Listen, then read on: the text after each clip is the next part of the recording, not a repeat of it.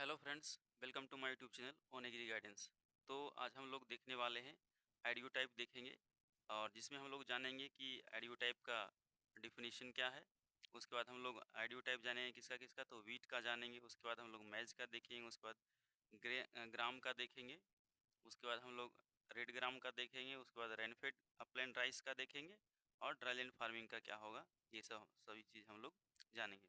तो सबसे पहले चलते हैं कि आइडियो टाइप होता क्या है, उसके बारे में जानकारी लेते हैं। और सबसे पहले आइडियो टाइप दिया था किसने, इसके बारे में हम लोग बात करते हैं।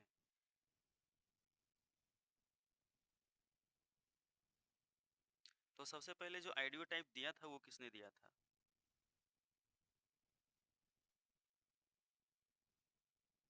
तो किसने दिया था? डोनाल्ड ने दिया था। किसने दिया था? डोनाल्ड ने दिया था। और कब दिया था? ये 1968 ईस्वी में दिया था। ठीक है, इसको बोलते हैं मैकडोनाल्ड या एमसी डोनाल्ड बोलते हैं। और ये किसने दिया था 1968 ईस्वी में? तो दिया था वीट पे। किस पे दिया था? तो ये वीट पे दिया था। उसके बाद ये तो हो गया कि किसने दिया था और कब दिया था सबसे पहले। उसके बाद जानते हैं कि आइडियोटाइप होता क्या है। ठीक है, डेफिनेशन।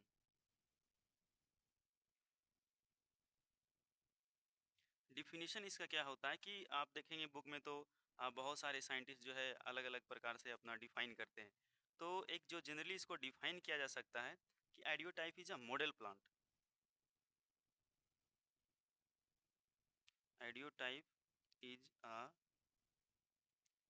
मॉडल प्लांट, ये हो गया। उसके बाद हम लोग इसमें और जोड़ सकते हैं कि सबसे पहले जब डोनाल्ड ने दिया था वीट पे आइडियोटाइप, तो इन्होंने क्या कहा था कि यदि सेम क्रॉप्स के बीच में, ठीक है, यदि बहुत सारे हम लोग क्रॉप्स ग्रो कर रहे हैं, मान लेते हैं कि वीट का ही क्रॉप्स ग्रो कर रहे हैं।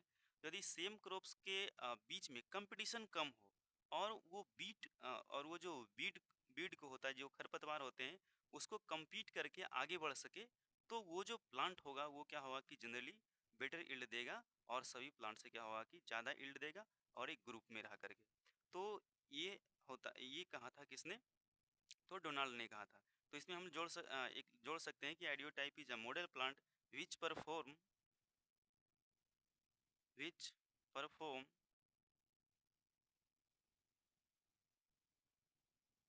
विच performs better when competition in the same competition with same crops,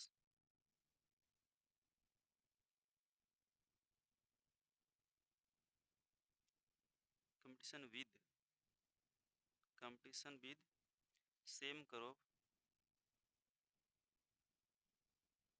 is less and able to compete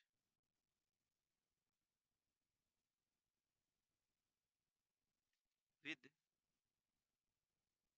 bid is called ideotype. तो यहाँ हमने क्या लिखा कि मॉडल प्लांट है। ये क्या है? एक मॉडल प्लांट है जो अधिकतर क्या होते हैं, एग्जाम में पूछे जाते हैं।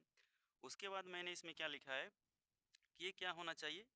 लेस कंपटीशन होना चाहिए। ठीक है, इज कंपटीशन क्या होना चाहिए? कंपटीशन जो होना चाहिए वो लेस होना चाहिए। ठीक है, कंपटीशन क्या होना चाहिए? लेस होना चाहिए सेम ग्रुप के बीच में। और वो क्या कर सके? compete कर सके। ठीक है, compete कर सके, किसके साथ compete कर सके? तो बीड के साथ compete कर सके, जिसके तो यदि ये सारे क्या होते हैं कि हमारे प्लांट्स में कैरेक्टरिस्टिक होते हैं, तो क्या कर सकते हैं? बीड को वो बेटर परफॉर्म करेंगे और ज़्यादा से ज़्यादा यील्ड देंगे। ठीक है, तो ये टोटल हमारा हो गया, क्या हो गया? डिफिनेशन खत्म हो गया। उसके बाद हम लोग देखते हैं कि एक थोड़ा सा और है कि जो एक और होता है, आइडियोटाइप्स दो प्रकार के होता है। ठीक है, डोनाल्ड ने ही दिया था। वो कितने प्रकार का डोनाल्ड दिया था, तो वो दो प्रकार के होता है। ठीक है, एक है आपका आइसोलेशन आइडियोटाइप, आइसोलेशन आइडियोटाइप। और एक जो दूसरा जो होता है वो क्या होता है? Competition ideotype.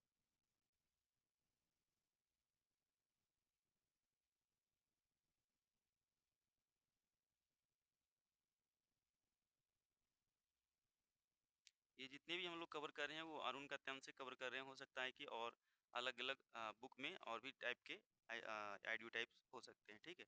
मैंने पढ़ा था तो वहाँ पे कुछ और भी प्रकार के आडियो टाइप थे, लेकिन अभी हम लोग कवर कर रहे हैं मुख्य रूप से अरुण कत्यान से, तो इतना ही देखेंगे, ठीक है। तो एक है आइसोलेशन आइडियो टाइप, दूसरा है कंपटीशन आइडियो टाइप। तो आइसोलेशन आइडियो टाइप का कहने का मतलब है कि दो प्लांट्स वो आइसोलेटेड हैं, ठीक है। दो प्लांट्स के बीच में किसी प्रकार का कोई कंपटीशन नहीं है, तो उसको हम लोग बोलते हैं isolation audio type.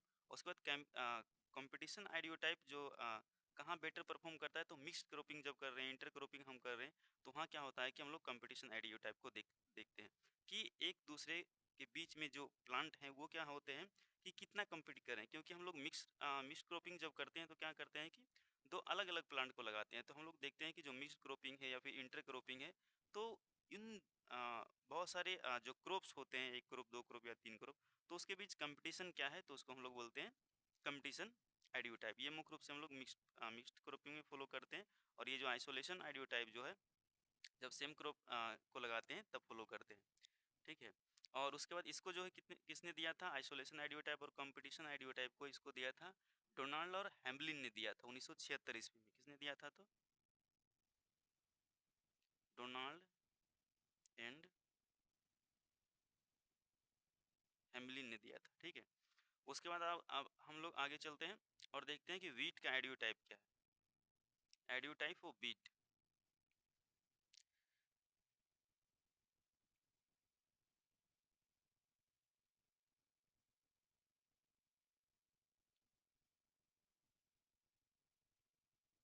Audio type of wheat. और इसमें वीट का आइडियो टाइप किसने दिया था, तो इसको डोनाल्ड ने दिया था। डोनाल्ड ने दिया था 1968 ईस्वी में, 1968 में। तो अब जानते हैं किसका किसका क्या क्या है। सबसे पहले तो क्या होना चाहिए, ये ड्वार्फ वेराइटी होना चाहिए, ठीक है। ड्वार्फ कैरेक्टर का होना चाहिए, और क्या होना चाहिए, स्ट्रॉन्ग स्टेम होना चाहिए। ड्वार्फ एंड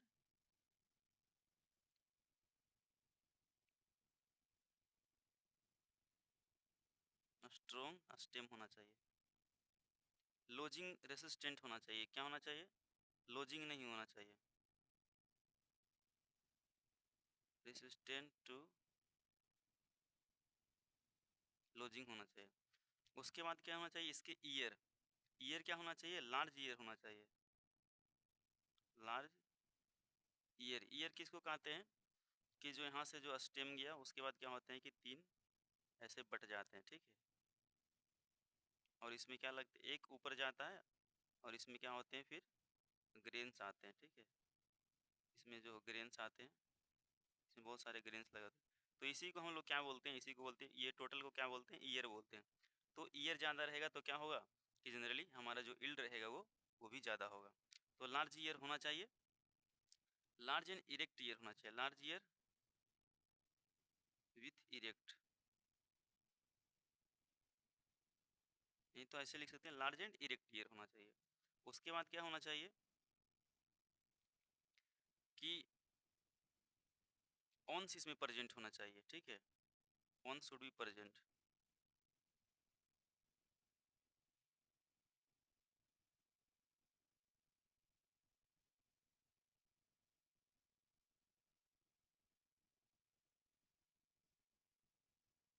ओन्स प्रेजेंट होना चाहिए इसमें, क्योंकि ओन्स जो है फोटोसिंथेटिक एक्टिविटी में क्या करता है कि भाग लेता है।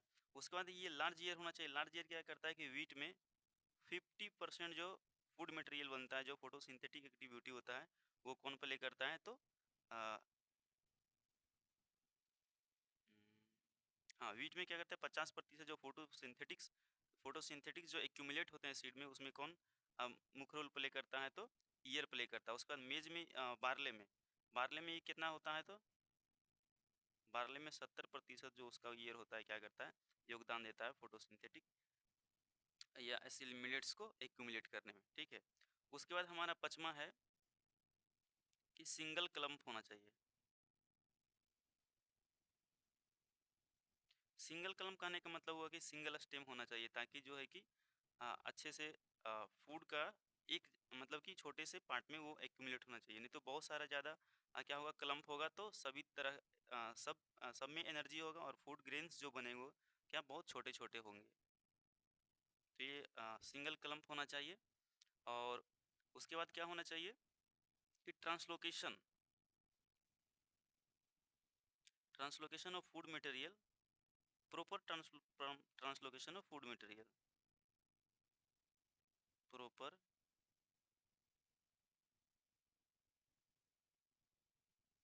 Of food material.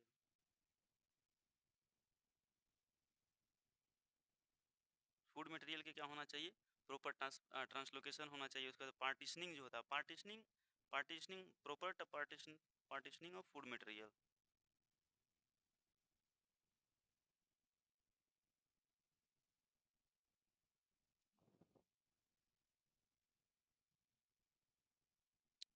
Partitioning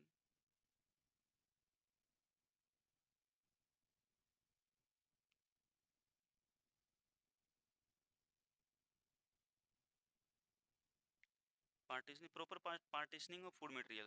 proper partitioning of food material का कहने का मतलब ये हुआ कि जो भी फूड मटेरियल बन रहा है वो वेजिटेटिव ग्रोथ के लिए भी जाना चाहिए और जो ग्रीन फॉर्मेशन होगा उसमें भी जाना चाहिए। ऐसा नहीं कि जो है कि सिर्फ वेजिटेटिव पार्ट्स में जा रहा है और ग्रेन्स में ये जमा नहीं हो रहा है। तो ग्रेन्स में जमा नहीं होगा तो क्या होंगे कि ग्रेन्स जो है हमारा छोटे छोटे रह जाएंगे और ज़्यादा वेजिटेटिव पार्ट्स होगा तो प्लांट जो है कि ज़्यादा बढ़ेंगे तो लेकिन उसका जो है ग्रेन्स क्या होंगे, छोटे छोटे रह जाएंगे। तो प्रॉपर पार्टीशन जो है फूड मटेरियल का भी प्रॉपर पार्टीशन हमारा होना चाहिए। उसके बाद है हमारा इसमें लीव्स। लीव्स की बात तो हम लोगों ने अभी तक किया नहीं। लीव्स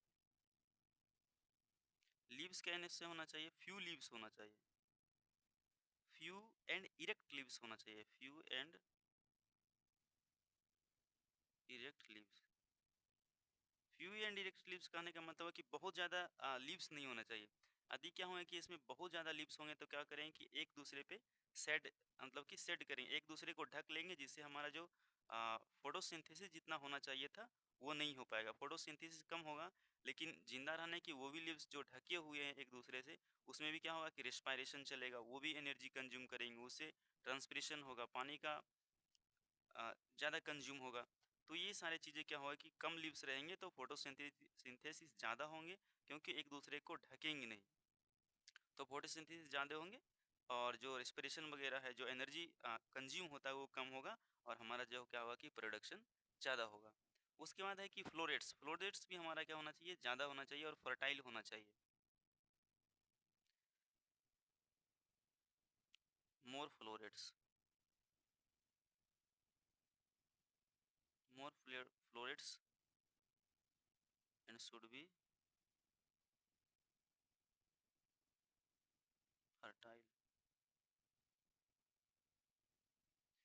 फ्लोरेट्स कितना होना चाहिए, फ्लोरेट्स ज़्यादा होना चाहिए और क्या होना चाहिए कि फर्टाइल होना चाहिए। फ्लोरेट्स मतलब फ्लावर, फ्लावर कितना होने चाहिए उसमें ज़्यादा होना चाहिए और फ्लावर सारे क्या होने चाहिए हमारा फर्टाइल भी होना चाहिए ताकि ग्रीन का फॉर्मेशन अच्छे से हो सके। और जो कॉमन कॉमन चीज़ें उसमें क्या है कि आपका डिजीज रेसिस्टेंट होना चाहिए, डिजीडेंट पेस्ट, ठीक है। Resistance to disease and pest, ये होना चाहिए ताकि हमारा जो है क्या ज़्यादा से ज़्यादा ग्रेन का प्रोडक्शन हो और कम से कम हमारा हानि हो। तो ये सारे थे हमारा वीट का एडियो टाइप। उसके बाद हम लोग देखेंगे अब मेज का एडियो टाइप। ये हमारा क्या हो गया, वीट का ख़त्म हो गया। उसके बाद हम लोग देखेंगे किसका, मेज का देखेंगे।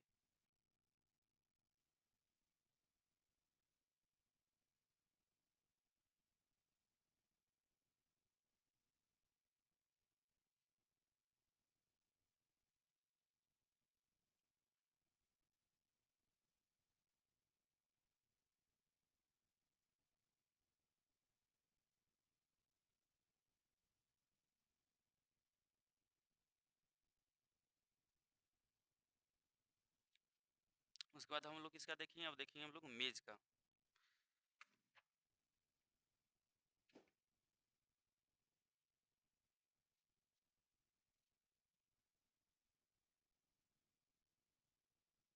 मेज का आइडियो टाइप किसने दिया था, तो मेज का आइडियो टाइप दिया था किसने, तो मॉक एंड पियर्स ने दिया था, ठीक है।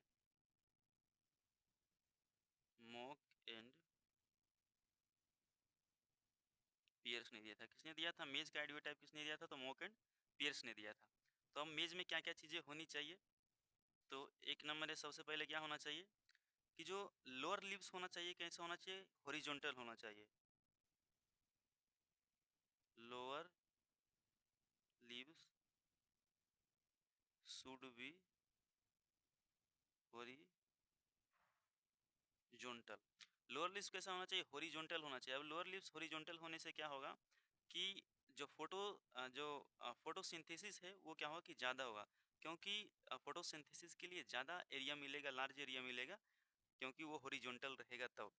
कोई मान लेते हैं कि यहाँ पे एक प्लांट है, जिसे हम लोग ने बनाया, और उसका क्या होगा कि लीव्स इस तरीका से जाएगा, ठीक है।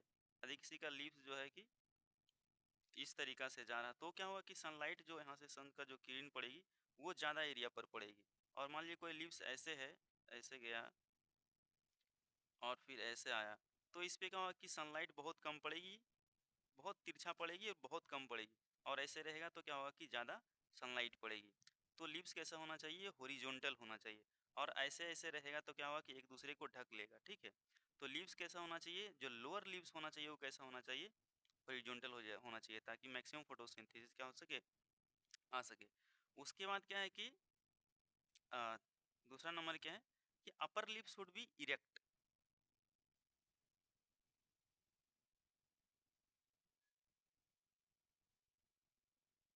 अपर लिप्स कैसा होना चाहिए? इरेक्ट होना चाहिए। अब देखिए मेज में क्या होता है कि यदि ये वाला क्या है? हॉरिजॉन्टल है, और फिर यहाँ से क्या होगा कि हॉरिजॉन्टल लीफ निकलेगा, तो ये क्या होगा कि इस पे तो फोटोसिंथेसिस होगा, लेकिन नीचे वाला प्लांट, नीचे वाला क्या होगा कि लीफ जो है पत्ता ढक जाएगा, तो इस पे क्या होगा कि अब फोटोसिंथेसिस नहीं होगा, लेकिन इसमें रिस्पायरेशन चलते रहेगा, जो कि एक एनर्जी कंजप्शन प्रोसेस है, कंज्यूमिंग प्रोसेस है। उसके बाद इसमें क्या होगा कि यहाँ से ट्रांसपरेशन होगा, वाटर का इवेपोरेशन होगा। तो ये सारा क्या होगा कि ये प्लांट को इसमें क्या होगा कि वृद्धि करने में मदद नहीं करेगा।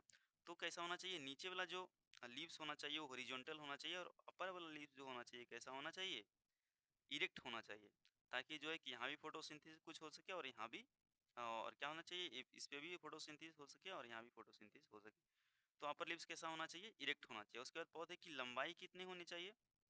तो प्लांट हाइट शुड बी,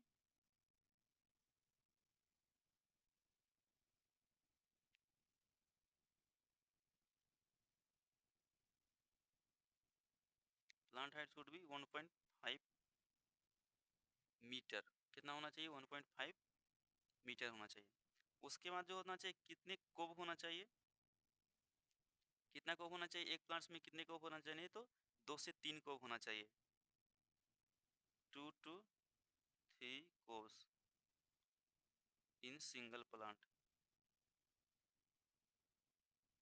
उसके बाद जो है कोब शुड भी नियर क्या होना चाहिए? कोब्स जो होना चाहिए वो कहाँ होना चाहिए? तो टेसल के नियर होना चाहिए, टेसल के पास होना चाहिए। कोब शुड बी नियर टेसल।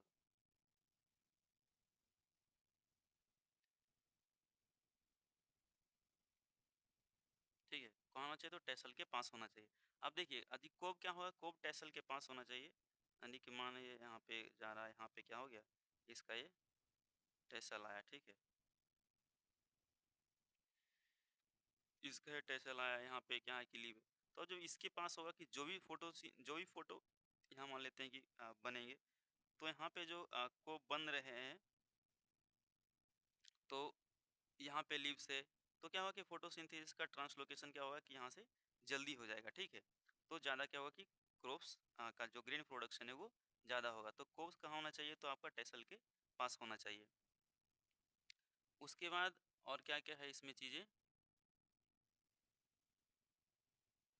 और जनरली जो चीज़ें होती है वही इंसेक्ट पेस्ट कैसा होना चाहिए? तो इंसेक्ट पेस्ट से रेसिस्टेंट होना चाहिए। उसके बाद proper partition and translocation of food material होना चाहिए। प्रॉपर ट्रांसलोकेशन भी होना चाहिए, जरूरी है। Proper translocation of food material, इसी को बोलते हैं हम लोग फूड मटेरियल से कार्बोहाइड्रेट जो भी फोटोसिंथेसिस बन रहा है, इसी को हम लोग बोलते हैं एसिमिलेट्स। तो इसका ट्रांसलोकेशन भी क्या होना चाहिए, प्रॉपर होना चाहिए। मान लीजिए कि आपका फोटोसिंथेसिस हुआ, फूड मटेरियल हुआ, लेकिन वो जो रिप्रोडक्टिव पार्ट्स है, जो ग्रेन है, उसमें भी ट्रांसलोकेशन सही से नहीं हो पा रहा, तो उसमें भी क्या होगा कि ग्रेन हमारा पुअर रहेगा। तो ये सारी चीज़ें क्या होना चाहिए, इसमें होना चाहिए। तो ये टोटल था हमारा मेज का। उसके बाद हम लोग देखेंगे किसा ग्राम का। देखिए अब हम लोग किसका देखेंगे, ग्राम का। तो ग्राम में जो है कि ये किसने दिया था, तो ग्राम में दिया था पांडेन सक्सेना ने। ग्राम का आइडियो टाइप किसने दिया था, तो पांडे एंड सक्सेना।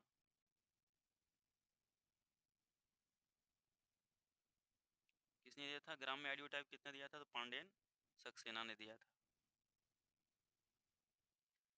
उसके बाद देखते हैं कि ग्राम में क्या क्या होना चाहिए। तो सबसे पहले क्या होना चाहिए कि इरेक्ट और ब्रांच्ड होना चाहिए। कैसा होना चाहिए, प्लांट शुड बी ब्रांच, कैसा होना चाहिए, ब्रांच्ड एंड इरेक्ट होना चाहिए प्लांट। ब्रांच होना चाहिए एंड इरेक्ट होना चाहिए। लेकिन जो प्रेजेंट वेराइटी है उसमें क्या होगा कि ये अम्ब्रेला शेप का होता है, लेकिन प्रेजेंट वेराइटी में क्या होता है, अम्ब्रेला शेप के कारण होता है, ऐसे हो जाता है, ठीक है। ऐसे हो जाने के कारण क्या होता है कि फोलिएज जो होता है बहुत ज़्यादा डेंस होता है, और इसमें जो है कि ह्यूमिडिटी ज़्यादा बढ़ जाता है, और क्या होता है कि हमारे इंसेक्ट पेस्ट के चांसेस बढ़ जाना चाहिए, बढ़ बढ़ जाता है। तो ये क्या होना चाहिए कि अम्ब्रेला शेप का नहीं होना चाहिए। Canopy shape notes like a umbrella.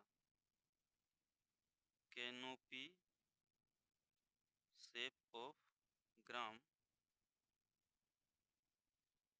should not should be not shouldn't be not like a umbrella, an umbrella। Umbrella के शेप के जैसा नहीं होना चाहिए। उसके बाद तीसरा नंबर हमारा क्या है कि वेजिटेटिव पार्ट जो होता है, वेजिटेटिव जो पार्ट होना है वो क्या होना चाहिए कि फ्लावर से पहले ही आ जाना चाहिए, ठीक है। जब फ्लावरिंग होने वाला हो उसके पहले ही क्या हो जाना चाहिए, वेजिटेटिव पार्ट खत्म हो जाना चाहिए। वेजिटेटिव पार्ट में क्या होता है कि जो भी हमारा प्लांट्स का है, वो स्टेम हो गया, ब्रांचिंग हो गया, तो उसके दौरान क्या होता है कि स्टेम डेवलप होता है, ब्रांचिंग उसमें ज़्यादा होता है। तो जितना भी फोटोसिंथेसिस हो रहा है, जितना भी हमारा जो कि फूड मटेरियल आ रहा है, सब किसको मिलता है, वेजिटेटिव पार्ट्स को मिलता है, वेजिटेटिव पार्ट्स को मिलता है। लेकिन जब हमारा क्या होता है कि फ्लावर आने लगता है, तो क्या होता है कि जितना भी फूड मटेरियल होते हैं, most of the food material वो क्या कहाँ जा करके स्टोर होता है, वो ग्रेन में जा करके स्टोर होता है। या फिर आ, जो भी सिंक है उसमें जा करके स्टोर होना चाहिए। यदि क्या होगा कि वेजिटेटिव फेज खत्म नहीं होगा, तो जो भी फोटोसिंथेसिस बन रहा है, जो भी फूड मटेरियल बन रहे हैं, वो कहाँ जा करके यूज हो जाएंगे, वेजिटेटिव ग्रोथ में, और ग्रेन में नहीं होंगे स्टोर। तो क्या होगा कि ग्रेन हमारा जो है छोटा रह जाएगा। तो वेजिटेटिव पार्ट्स क्या होना चाहिए कि फ्लावरिंग के पहले ही खत्म हो जाना चाहिए, ताकि जो भी हमारा एसिमिलेट्स है, जो भी हमारा फोटो फूड मटेरियल है, वो किसको मिलना चाहिए, वो किस में जाना चाहिए, तो फ्रूटिंग और फ्लावरिंग में जाना चाहिए, ताकि फ्रूटिंग फ्लावरिंग बेहतर तरीके से हो। तो vegetative phase stopped before starting before flowering, vegetative phase should be stopped before flowering.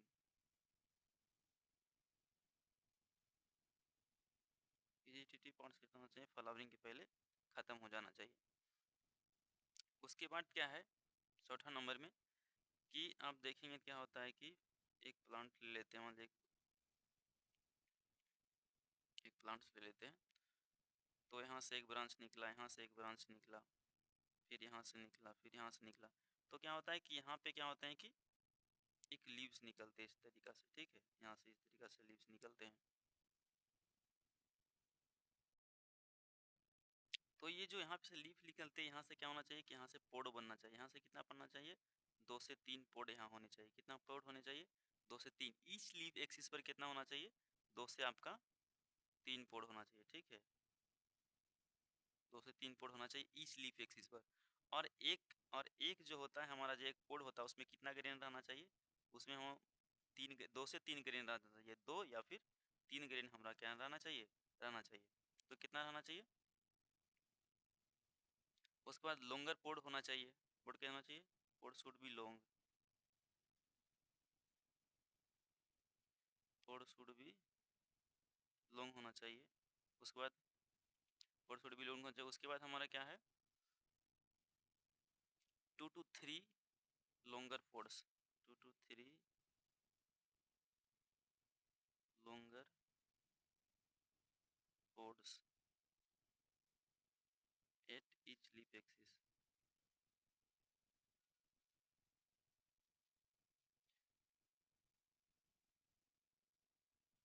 उसके बाद कितना होना चाहिए, 2 to 3 seed in each pod। तो ये सारे होना चाहिए किसमें, हमारा ग्राम में होना चाहिए। उसके बाद हम लोग देखेंगे किसमें, ग्राम में खत्म हो गया, उसके बाद अरहर में देखेंगे कि अरहर में क्या क्या होने चाहिए।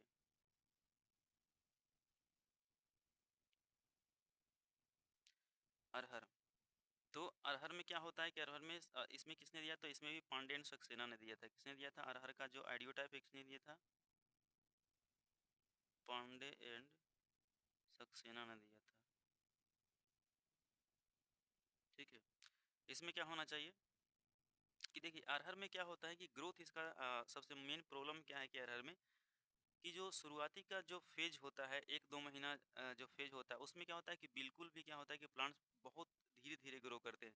और आपका 2-3 महीना में सिर्फ 1 या 2 ब्रांच ही देखने को मिलेंगे, ज़्यादा उसमें ब्रांचिंग नहीं होता क्योंकि ग्रोथ रेट बहुत कम होता है। तो इसीलिए क्या होना चाहिए कि अब इसमें क्या होना चाहिए कि करेक्टरिस्टिक कि शुरुआती दौर में अच्छा से ज़्यादा ग्रो हो, ताकि जो फूड मटेरियल है वो ज़्यादा से ज़्यादा स्टोर हो सके। क्योंकि जितना ज़्यादा बढ़ेगा उतना ज़्यादा उसमें क्या होगा कि लीफ एरिया होगा, उसी हिसाब से क्या होगा कि उसमें फोटोसिंथेसिस भी होगा।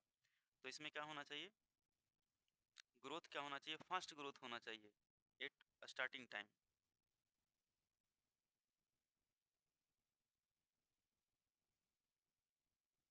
Growth of plants should be faster at beginning.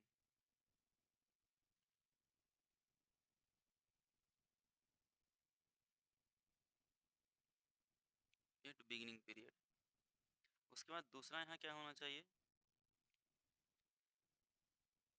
कि रिप्रोडक्टिव फेज, उसमें भी फिर आया कि रिप्रोडक्टिव फेज आना चाहिए जस्ट वेजिटेटिव फेज के बाद। मतलब ऊपर जैसा ही लिख देते हैं, ज़्यादा आसान हो जाएगा। Vegetative phase,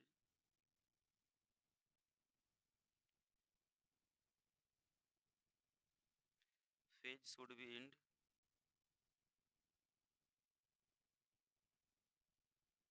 before flowering.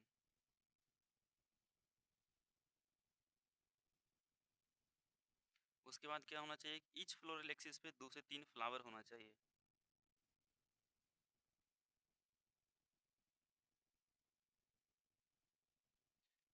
2 to 3 flowers in each trifoliate।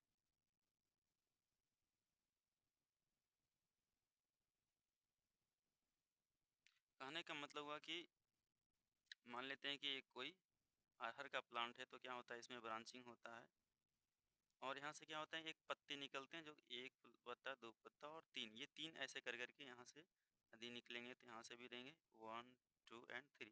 तो इसको बोलते हैं ट्राइफोलिएट। तीन, ट्राई मतलब तीन और फोलिएट मतलब पत्ता, फोलिएज। तो यहाँ से ईच फ्लोरेट्स के पास कितना होना चाहिए कि 2 से 3 जो है कि हमारा फ्लावर्स होना चाहिए। ठीक, यहाँ पर कितना होना चाहिए, 2 से 3 फ्लावर होना चाहिए। ठीक है,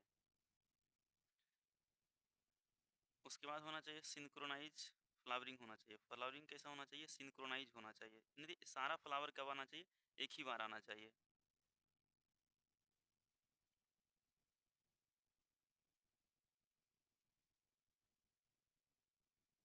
आप लोग भी लिखते चलिए ताकि आप लोग भी याद कर सकें, आप लोग भी लिख सकें। तो सिंक्रोनाइज फ्लावरिंग होना चाहिए, सारा फ्लावर एक टाइम में आना चाहिए। उसके बाद है root system, active root system for longer period, active root nodules,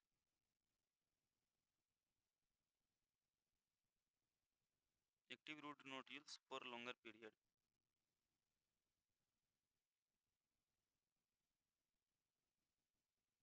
longer period तक इसका क्या होना चाहिए, रूट जो है एक्टिव रहना चाहिए।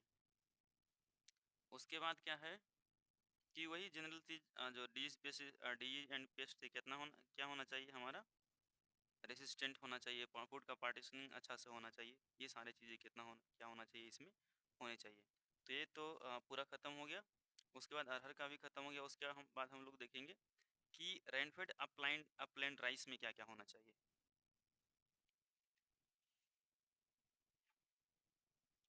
Rainfed upland rice,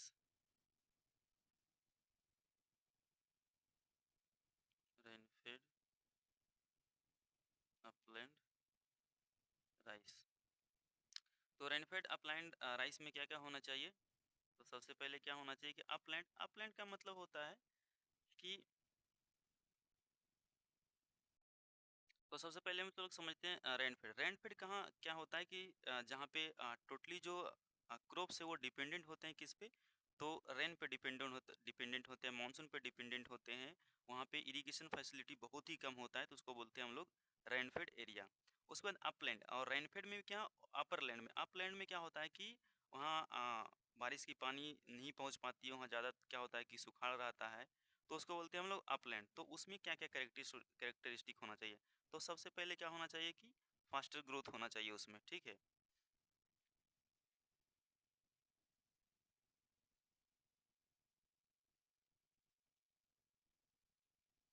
fast growing plants. अब फास्ट ग्रोइंग्स होगा तो क्या होगा कि जो वो क्रॉप का है, वो क्रॉप कम समय में क्या करेगा, अपना जो उसका क्रॉप ड्यूरेशन है वो कम हो जाएगा, और जल्दी से क्या होगा कि अपना जो पूरा साइकिल है, लाइफ साइकिल कंप्लीट कर लेगा, और कम पानी में ही क्या करेगा, वो आसानी से ग्रो कर जाएगा। फास्ट ग्रोइंग प्लांट्स होना चाहिए। उसके बाद शॉर्ट ड्यूरेशन प्लांट्स होना चाहिए।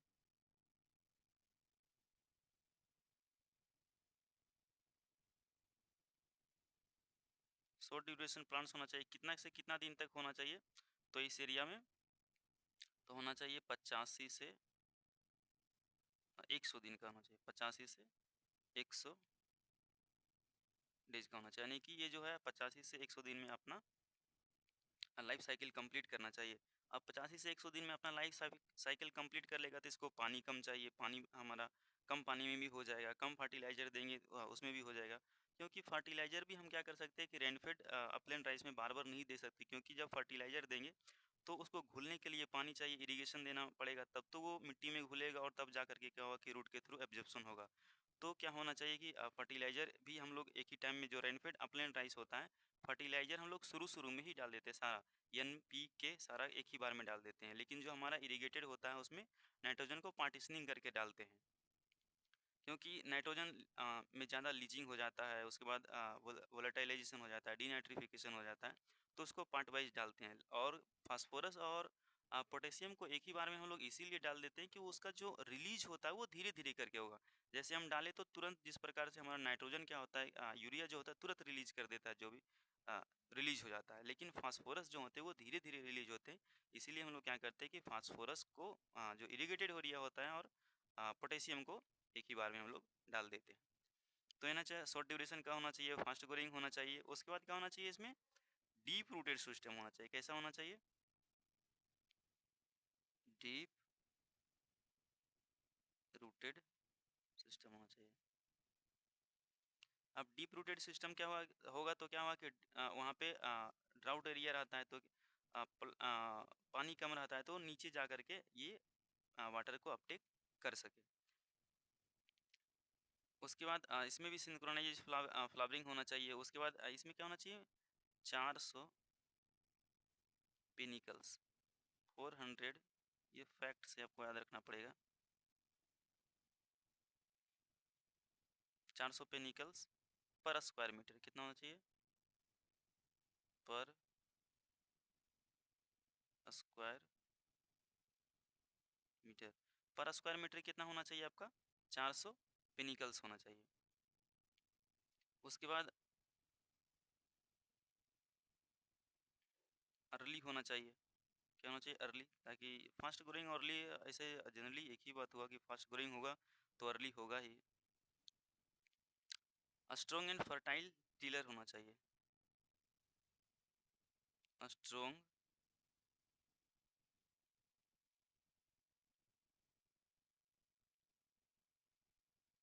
एंड फर्टाइल टिलर होना चाहिए। हाईएस्ट नंबर ऑफ पर पेनिकल्स ग्रेन जाना ज़्यादा होना चाहिए। तो जनरली आप लोग जनरल चीज़ है कि पर पेनिकल ग्रेन ज़्यादा होंगे तो जनरली जो हमारा जो यील्ड होगा वो भी ज़्यादा हो जाएगा।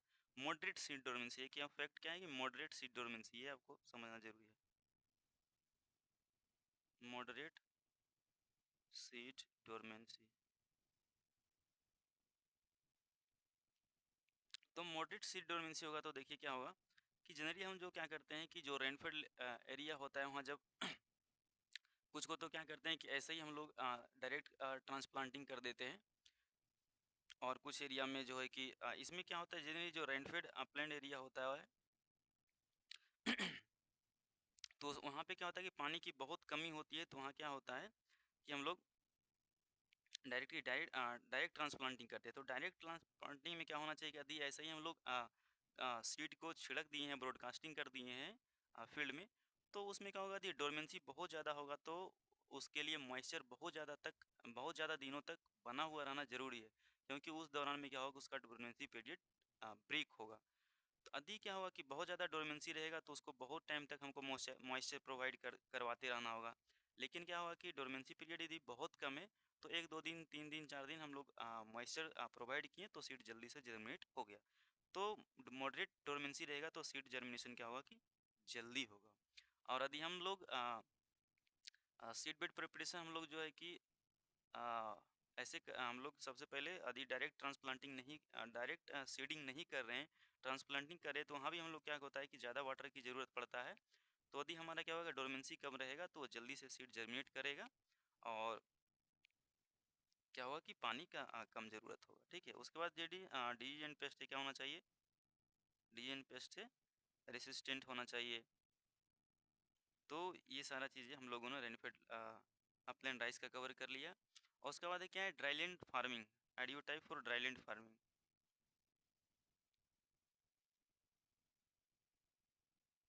Audio type for dryland farming.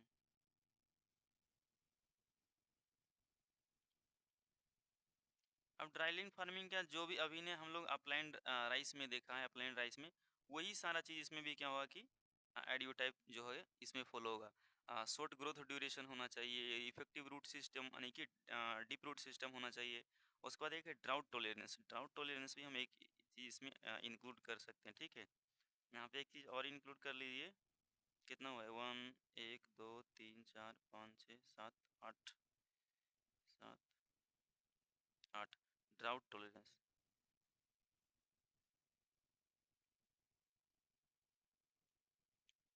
ये प्लांट कैसा होना चाहिए? हमारा ड्राउट टॉलरेंस होना चाहिए। तो इसमें भी क्या होना चाहिए हमारा जो ड्राईलैंड फार्मिंग है उसमें भी क्या होना चाहिए? शॉर्ट ग्रोथ ड्यूरेशन होना चाहिए, डीप रूटेड सिस्टम होना चाहिए, ड्राउट टॉलरेंस होना चाहिए, हाई यील्डिंग पोटेंशियल होना चाहिए। तो ये सारी चीज़ क्या होना चाहिए कि जो लीव्स होना चाहिए वो हॉरिजॉन्टल होना चाहिए। तो ये सारी चीज़ें किस में होना चाहिए? ड्राईलैंड फार्मिंग में होना चाहिए। तो सारी चीज़ें हम लोगों ने कवर कर लिया है, और अब समझते हैं कि सारी चीज़ आपको समझ में भी आ गया होगा। तो ये हमारा थे अपलैंड राइस का। मुख्य रूप से आपको इसमें याद रखना है क्या है, ये जो रेनफेड फार्मिंग होता है उसमें कितना ड्यूरेशन होना चाहिए? 85 से 100 दिन का होना चाहिए। उसी के बाद जो है कि आपका इंपॉर्टेंट पॉइंट होगा 400 पेनिकल्स होना चाहिए।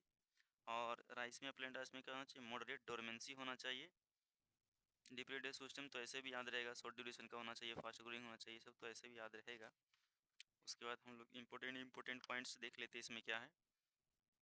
अरहर में क्या होना चाहिए आपका? स्टार्टिंग फेज में फास्ट ग्रोइंग होना चाहिए। ठीक है, फास्टर ग्रोथ होना चाहिए। ठीक, कैसा होना चाहिए? फास्ट ग्रोथ होना चाहिए स्टार्टिंग फेज में अरहर में। उसके बाद वेजिटेटिव फेज तो ये नॉर्मली हो गया। उसके बाद 2 से 3 फ्लावर होना चाहिए ईच ट्राइफोलिएट में। ईच ट्राइफोलिएट में 2 से 3 फ्लावर होना चाहिए। सिंक्रोनाइजेशन फ्लावरिंग होना चाहिए। Active root system disease pest ऐसा जनरली होता है ये सब में। उसके बाद ग्राम में जो है उसके बाद इसको याद रखना है आपको, ठीक है। कि अरहर में किसने दिया था, तो पांडेन सक्सेना ने दिया था। नहीं दिखा होगा क्या? इसमें आपको 2 से 3 फ्लावर होना चाहिए। उसके बाद जो है कि फास्टर ग्रोथ होना चाहिए। और इसको किसने दिया था? पांडेन सक्सेना ने दिया था। उसके बाद इसमें जो है कि ग्राम में, तो ग्राम का जो कैनोपी होगा वो कैसा होगा कि आपका ये अम्ब्रेला शेप का नहीं होना चाहिए। उसमें भी इसको भी कौन दिया था, तो पांडेन सक्सेना ने दिया था ग्राम में। उसके बाद ब्रांच कैसा होना चाहिए, इरेक्ट होना चाहिए। इसमें क्या होना चाहिए, ब्रांच जो है इरेक्ट होना चाहिए। उसके बाद कैनोपी शेप जो अम्ब्रेला टाइप का नहीं होना चाहिए। वेजिटेटिव पोड शुड भी लार्ज होना चाहिए, लॉन्ग या लार्ज होना चाहिए। उसके बाद इसमें आपको ये याद रखना है, दोनों 2 से 3 क्या हो जाना चाहिए, लॉन्गर पोड होना चाहिए। और पर पोड में क्या होता है, 2 से 3 सीड होना चाहिए। 2 से 3 सीड इन पोड, 2 से 3 कितना होना चाहिए, 2 से 3 सीड होना चाहिए। और 2 से 3 इसमें पोड होना चाहिए। तो ये हो गया। उसके बाद और इसमें मेज में क्या इंपॉर्टेंट है, तो मेज में लोअर लिप्स जो होना चाहिए, जो लोअर लिप्स जो होना चाहिए कैसा होना चाहिए, हॉरिजॉन्टल होना चाहिए। अपर लिप्स कैसा होना चाहिए, इरेक्ट होना चाहिए। उसके बाद प्लांट हाइट कितना होना चाहिए, 1.5 सेंटीमीटर 1.5 मीटर होना चाहिए। 2 से 3 कोब होना चाहिए। नियर कहाँ होना चाहिए, तो टैसल के पास होना चाहिए, ठीक है। ये सारे पॉइंट्स आप क्या कर सकते हैं, आप किसी भी सब्जेक्टिव एग्जाम में जा रहे हैं या फिर ऑब्जेक्टिव में, तो इतना सारा चीज़ आपको लिखना होगा। और proper translocation and partition of the food material, proper translocation and partition, एक ये भी आप ऐड कर ही लीजिए। ट्रांसलोकेशन, प्रॉपर ट्रांसलोकेशन, या फिर यहीं पे हम लोग एक चीज़ कर देते हैं, प्रॉपर पार्टीशन।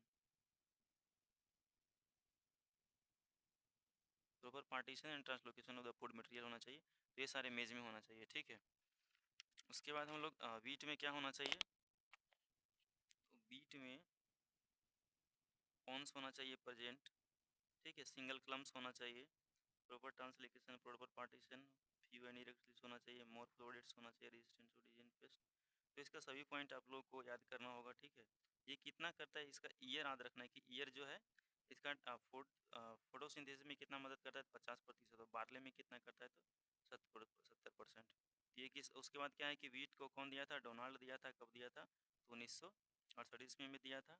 उसके अलावा कंपटीशन, उसके बाद जो है कि 2 टाइप का आइडियो टाइप होता है, आइसोलेशन आइडियो टाइप और कंपटीशन आइडियो टाइप होता है। उसके बाद ये क्या उसने दिया था, 1976 में दिया था। 1976 में दिया था। आइसोलेशन ऑडियो टाइप और कंपटीशन ऑडियो टाइप किसने दिया था, डोनाल्ड दिया था। और हैमलिन ने दिया था 1976 ईस्वी में दिया था। तो अब सारा चीज़ हो गया। वीट भी हम लोगों ने कंप्लीट कर लिया, ग्राम भी कंप्लीट कर लिया, मेज भी कंप्लीट कर लिया, रेड ग्राम, Renfield upland rice, talent farming सारा कंप्लीट हो गया। तो आज तक के लिए इतना ही। जय जवान जय किसान। अब हम लोग मिलेंगे नेक्स्ट वीडियो में।